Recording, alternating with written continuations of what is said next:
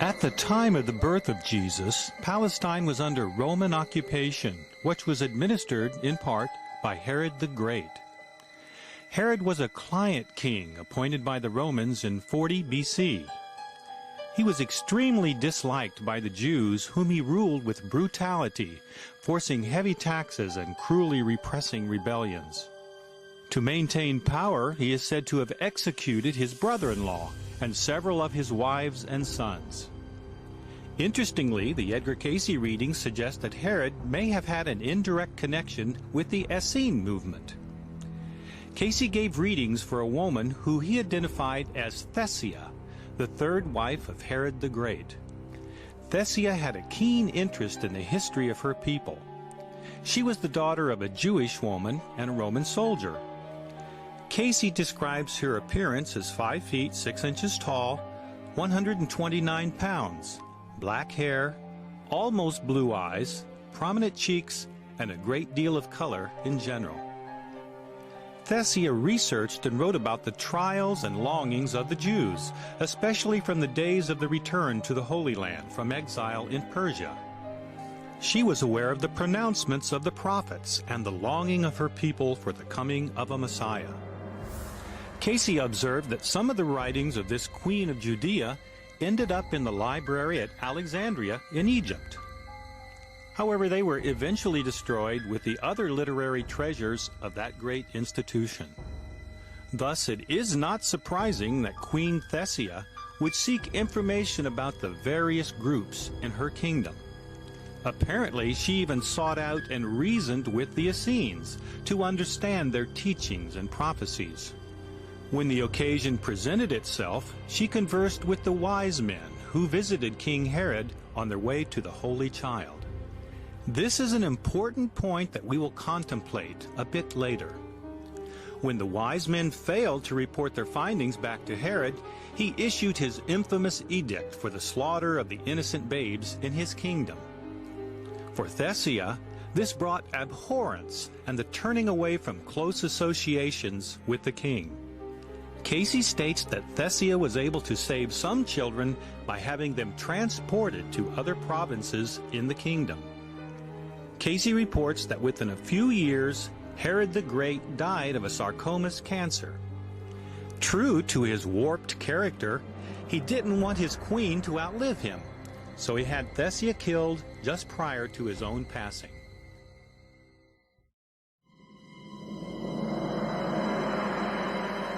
Although Herod's massacre of the innocent infants is widely known due to its documentation in the Bible, there is no historical trace of it to be found. Cayce was asked why scholars, such as the Jewish historian Josephus, ignored the massacre of the infants while recording minute details of other historical events. Cayce responded by questioning the motives of the historian. What was the purpose for his writing? For the Jews or for the Christians? As Cayce observed, this answers itself. Apart from historical documentation, considerations of Herod's massacre typically focus on the ruthlessness of the king and the good fortune of Joseph and Mary to elude his plan by fleeing to Egypt. While the Cayce readings discuss the flight to Egypt, he also provided a fascinating, if troubling, glimpse into the dark side of these ghastly proceedings from the perspective of parents who lost their babies to Herod's infamous decree. Of the 5 individuals who received readings that discussed the loss of their babies to Herod's insane proclamation, one in particular is worthy of note. The mother, Eunice by name, was an Essene and friend of Elizabeth, mother of John the Baptist. Eunice had rejoiced at the miraculous births of John and Jesus, but when her own baby was killed by Herod's soldiers, she was greatly troubled. She questioned whether or not there was due consideration given by the Essene leaders who had orchestrated the nativity and provided protection for Mary and her son, and yet allowed innocents to be slaughtered. Her inner conflict and resentment is certainly understandable, given the severity of her loss. Yet it does seem a bit unreasonable for her to hold a grudge against the Essene leaders, whose primary objective was to fulfill the prophecy of the coming Messiah. Casey's readings provide some additional information that casts light on Eunice's feelings of resentment. We are told that the visitations of the wise men, first to Herod's court and then to Bethlehem, was not coincidental. Judy, the leader of the Essenes at Mount Carmel, had maintained communications with the wise men and sages from various distant lands, keeping them informed of the prophecy of the coming Messiah and its imminent fulfillment. So in addition to the astrological signs and psychic intuitions of the sages, there was some political intrigue involved in their journey as well. According to protocol, the Roman authorities were apparently notified of the presence of the visitors and their intentions. Casey gave a reading for a man who is said to have been the Roman soldier named Puloas, who was assigned the task of guiding the wise men to Bethlehem. Casey notes that the decision of the wise men to also include a visit to Herod was not in following strictly with protocol. After all, Herod was only a second or a third in authority in Palestine at that time, and should not even have been included in the visit. Casey further explains that it was Judy who insisted that the wise men visit Herod.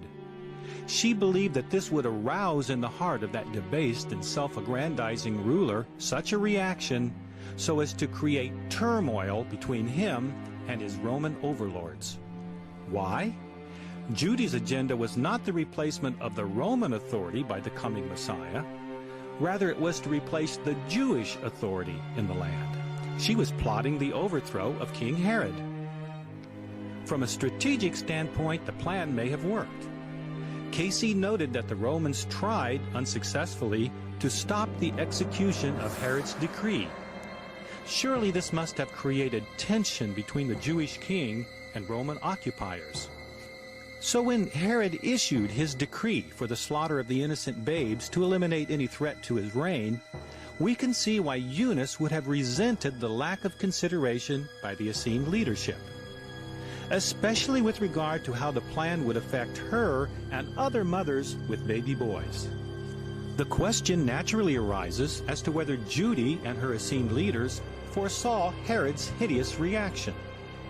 Was Queen Thesia involved in this plot at any level? Was the massacre an unfortunate but unforeseen side effect of their plan? Or perhaps they were aware of Herod's potentially dreadful response and saw it as an opportunity for fulfilling another prophecy, Jeremiah 31:15, Rachel weeping for her children. Regardless of the intentions of Judy and her Essene associates, the effect on Eunice and other mothers in the region was devastating. To compound matters, the unfairness resonated with an historical pattern within Eunice's own family history. Some of her ancestors remained in captivity, while others were returned to the homeland during the period of Jewish exile in Persia. For Eunice, the unfairness of life issue was again exacerbated when Zacharias, the priest husband of her close friend Elizabeth, was put to death after the birth of his son and his pronouncement in the temple. Try to imagine the hate that Eunice must have felt. And yet, with time, she was able to be healed of her inner torment. Perhaps Elizabeth served as a role model in how to deal with unfairness, how to grieve an unfair loss, and yet maintain faith in the greater good and broader purpose of life. Years later, she again witnessed the unfairness of loss with the killing of John the Baptist and eventually the death of Jesus himself, followed by the grieving of her close friends and associates.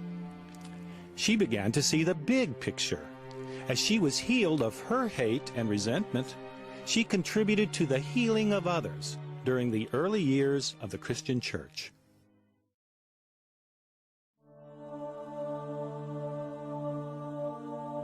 According to Casey, the decision to flee to Egypt for the protection of the Holy Babe was not hurried or solely the choice of Joseph, as is often depicted.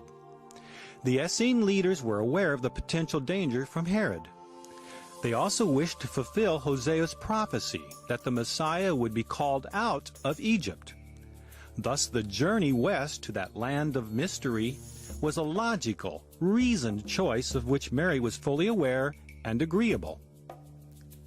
The Essenes had associations with Egypt as part of an international coalition called the Brotherhood. The mysteries of the Great Pyramid and the extensive collection of metaphysical knowledge stored in the library at Alexandria were part of the Essene connection with the Brotherhood. The plan was for Joseph, Mary, Josie, and Jesus to spend as much time as possible in and about the library at Alexandria. The Casey readings reveal that a number of Essenes helped with the Holy Family's journey and sojourn in Egypt. The trip was begun in the evening, and travel proceeded only at night. There were other Essene groups that preceded and followed to ensure physical protection. As the group entered Egypt, they dwelled by the brooks and wells in the upper portion of that strange land into which they had fled. The care and attention of the child and mother continued to be entrusted to Josie as the family settled primarily in or near Alexandria. The records at Alexandria included astrological studies and forecasts that were used by the wise men when they sought out the babe. Biblical prophecies pertaining to the coming of the Messiah were also contained in those extensive archives.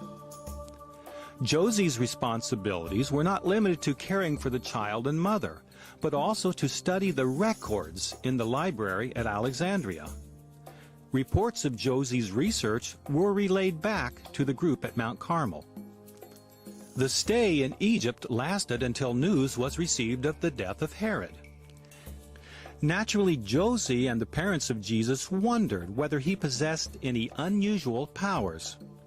Consistent with the traditions of the Catholic Church, the Casey readings affirm that the infant Jesus did possess psychic abilities and was able to perform miracles from an early age.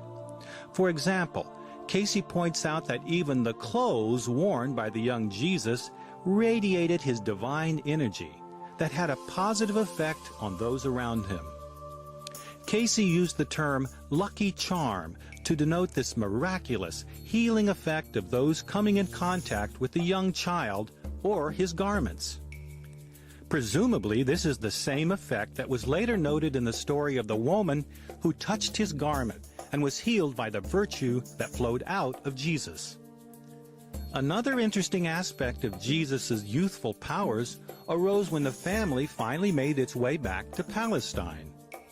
At times, the food supplies ran low, yet Mary noticed that the amount of food would mysteriously increase. Keep this in mind when we consider the first miracle of Jesus' public ministry years later during the wedding at Cana.